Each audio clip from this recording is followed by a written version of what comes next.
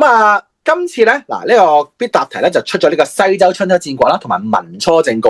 咁其實都係兩個咧，我覺得好大機會咧會出到必答題嘅課題嚟嘅。咁我咧講一講咧就係我咧點樣貼呢個必答題 OK？ 好啦，咁首先咧先講就係甲部。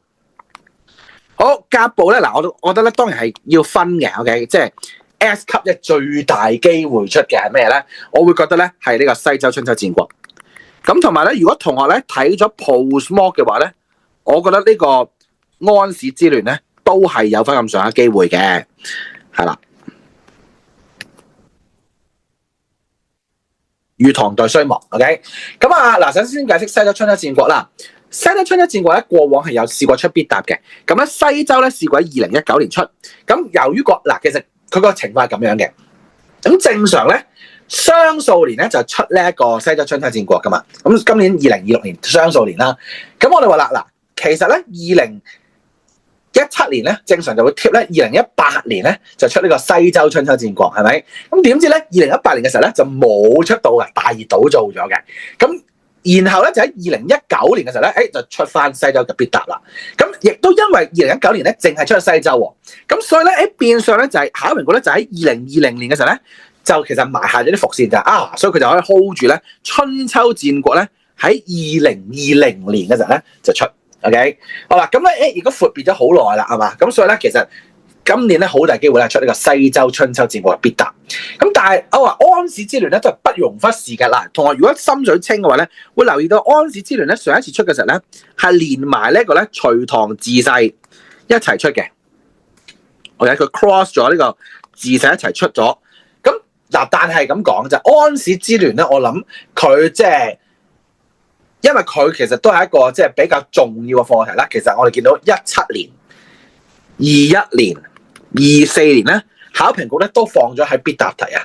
咁所以咧，我亦都唔會因為咁樣咧就覺得即係淨係隔咗2年咧，佢就唔出呢個安史之亂，咁未必係咁嘅。OK 得唔得？咁所以呢個咧都要值得留意嘅一個現象嚟嘅嚇。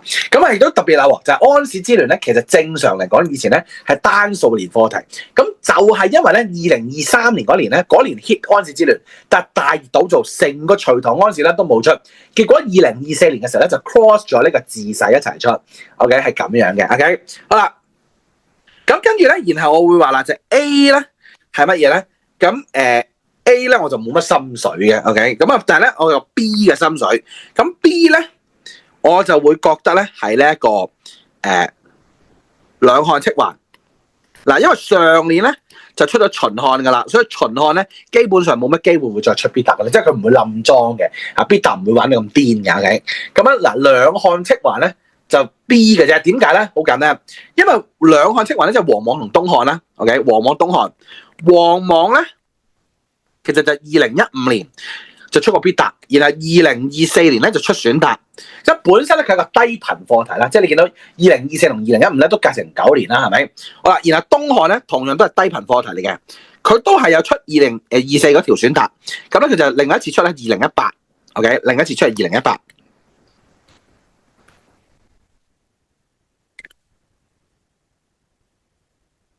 好啦，咁所以我哋話咧喺咁嘅情況下咧。我就會估咧，佢係一個 B 級嘅層級，咁但係咧都係叫有啲機會啦 ，OK？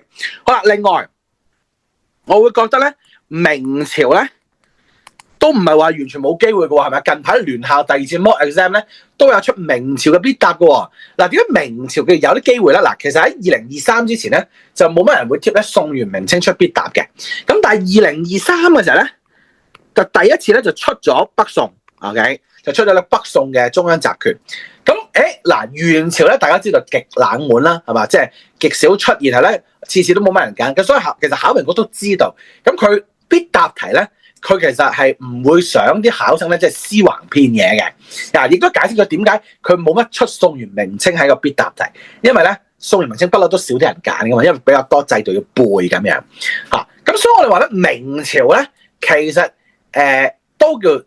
因為2023出咗北宋，咁所以佢叫做有啲機會咧會出必答，但係咧你話相對機會嚟講咧就冇咁大嘅啊。不過你哋都值得注意嘅喎，就係明朝咧喺過去嗰幾年咧出得好密，佢上年咧2025咧終於 stop 咗一下啦。但係如果你睇翻記錄咧，24、23、22都有出，21年咧都出咗1分㗎，OK，因為20係有出啦，當然，OK，咁所以咧明朝都係我哋本身即係如果溫數名稱嘅同學咧，一定要溫熟嘅一個課題嚟嘅，OK，咁我會覺得咧甲部咧就係呢幾個課題咧係比較重點，OK。